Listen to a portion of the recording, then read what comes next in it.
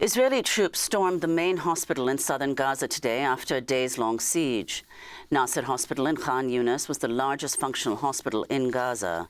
Thousands of displaced Palestinians have been taking shelter there among hundreds of wounded.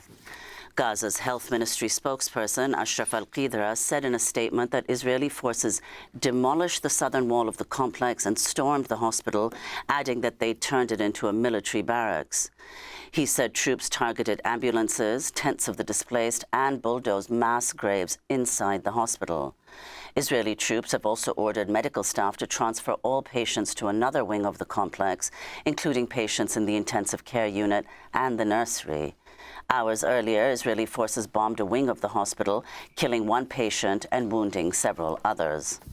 Democracy Now! Was able to receive updates from inside Nasser Hospital several hours before Israeli troops stormed inside. Dr. Khaled Alserr is one of the last remaining surgeons inside the hospital.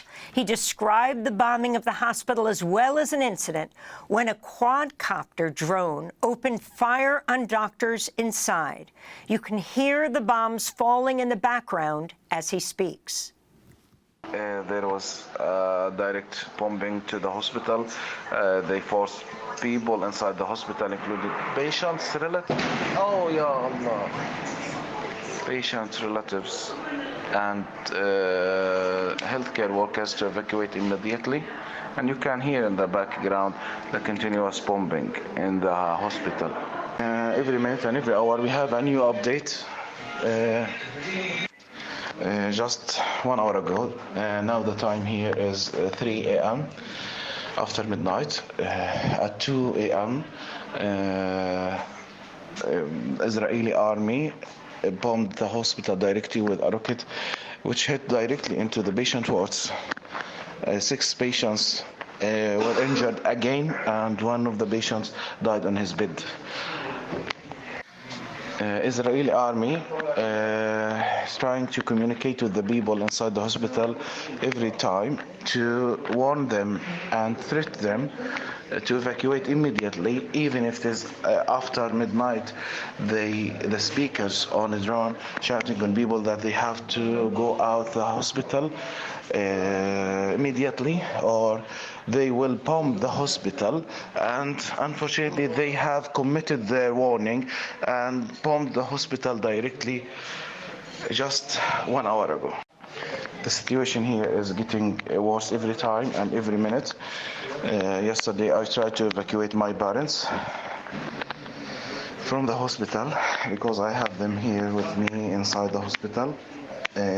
But through a secure passage, as they claim that it's a secure passage for people and refugees to be evacuated through.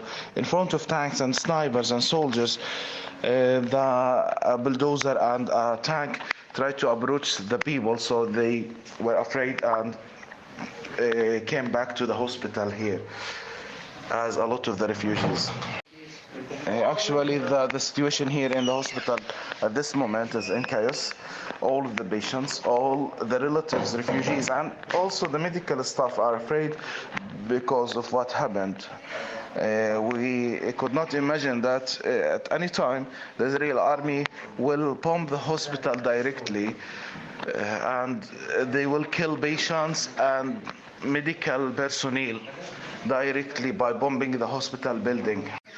Yesterday also, Israeli snipers and Israeli quadcopters, which is a drone, carry on it an AR, and with a sniper, they shot all over the building, and they shot my colleague, Dr.